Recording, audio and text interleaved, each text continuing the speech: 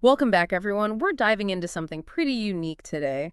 We're looking at Pema Tseden's film, The Sacred Arrow, but through a specific lens. Oh, interesting. What lens is that?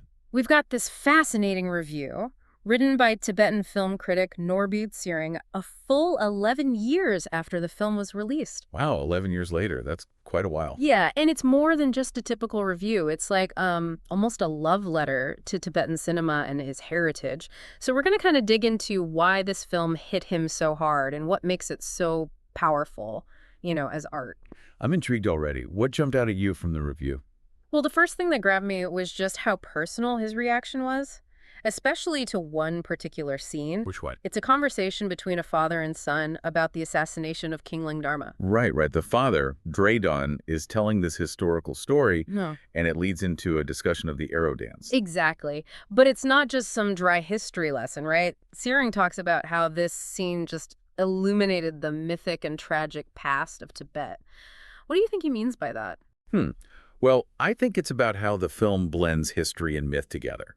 The assassination of King Dharma, that's a real historical event, a turning point even. But it's also wrapped up in all this folklore and legend. It's not just about the event itself, it's about how history gets passed down.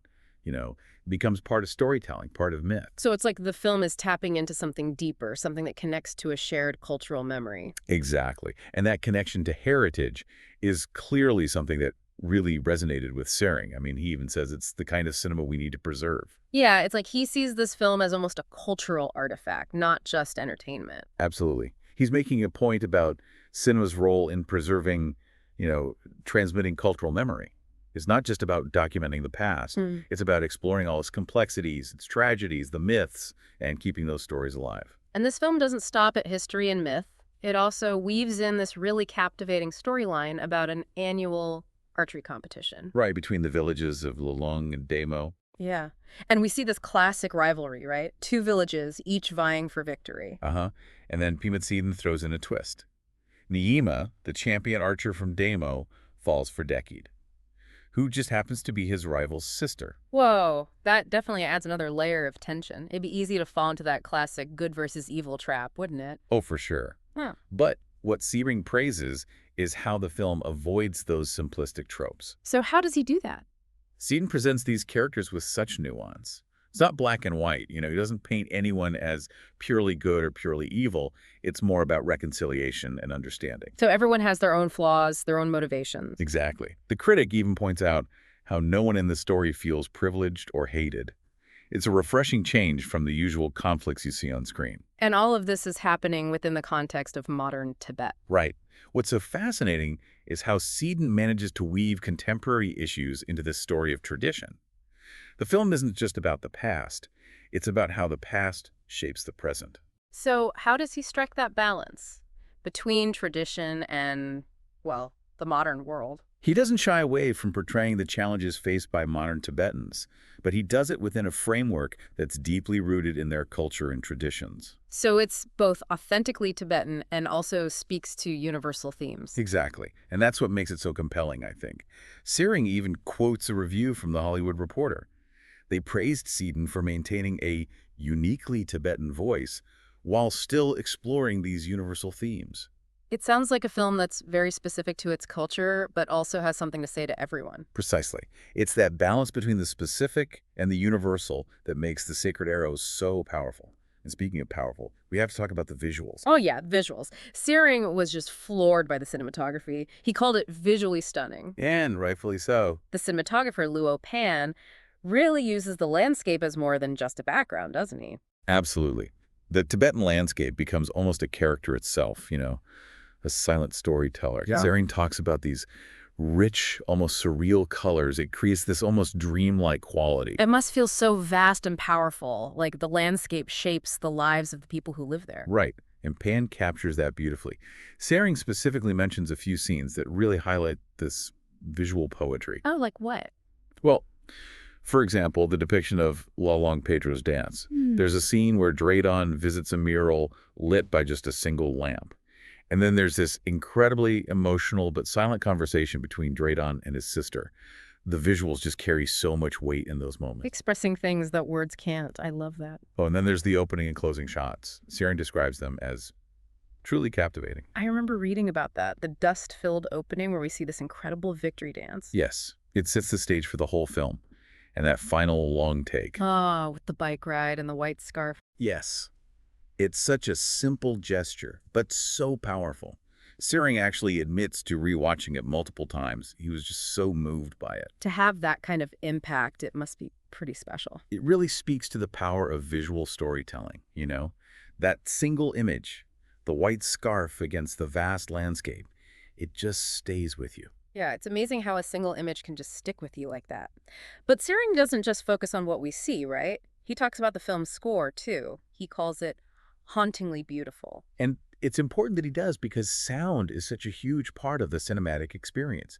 It's not just what we see, it's what we hear and how those things work together, to make you feel something. It's like this total sensory experience. And Tsering points out that this kind of synergy, between sound and visuals, it's not actually that common in Tibetan cinema, which makes the Sacred Arrow all the more impressive. So we've got this film that's visually stunning, hits you right in the feels, and is completely immersed in Tibetan history and mythology. But wait, there's more. Of course, there's always more. Tsering also talks about the dialogue and the way color is used. He actually describes them both as poetic. Yeah, he's zeroing in on the subtle ways Pema Tseden infuses the film with that sense of myth and folklore.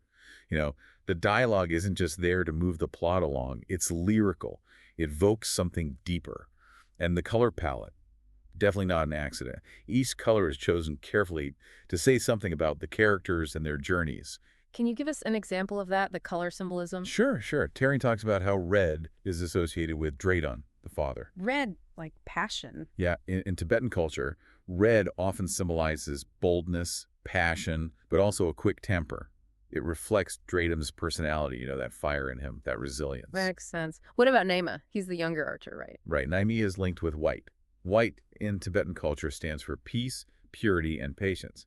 And it's really interesting because those colors play a role in that final scene, too, with the white scarf. Oh, wow. Yeah, it's almost like Tseden is visually reinforcing this idea of reconciliation and balance between those two characters. It's amazing how much meaning can be packed into just the colors. It's those layers that really elevate the film. It's not just telling a story, it's inviting you to think about the symbolism, the cultural context. It makes you think about how much we miss when we don't understand the cultural background of a film. Exactly. And Tsering talks about one scene in particular that shows off this poetic approach. The scene where the father's teaching his son how to make an arrow. Oh, I remember that. Tsering called it pure poetry, right? What makes it so special? It seems like a simple scene, but it's full of symbolic meaning. Crafting an arrow, it's a very meticulous process. Yeah. You need patience, skill. You need to really understand the materials. Right. And it becomes this metaphor, right, for passing down tradition, for carefully shaping a young mind, for creating something that's beautiful but could also be dangerous. Wow. It really is like a microcosm of the whole film. That care and attention to detail, the way Tseden approaches every aspect of the Sacred Arrow. And that's what Tsering ultimately celebrates, right? He sees the Sacred Arrow as more than just a film. He calls it a modern exploration of ancestral stories, like a testament to what cinema can do, how it bridges the gap between tradition and the modern world.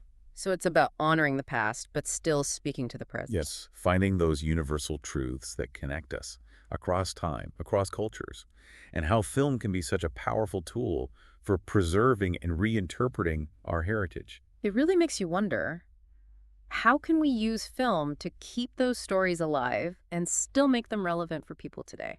That's a great question, and I think the Sacred Arrow gives us some answers. It shows that you can make a film that's deeply rooted in a specific culture, but still has that universal appeal. It's like the best of both worlds. Exactly. So what does this all mean for our listeners? What can they take away from this deep dive into the Sacred Arrow?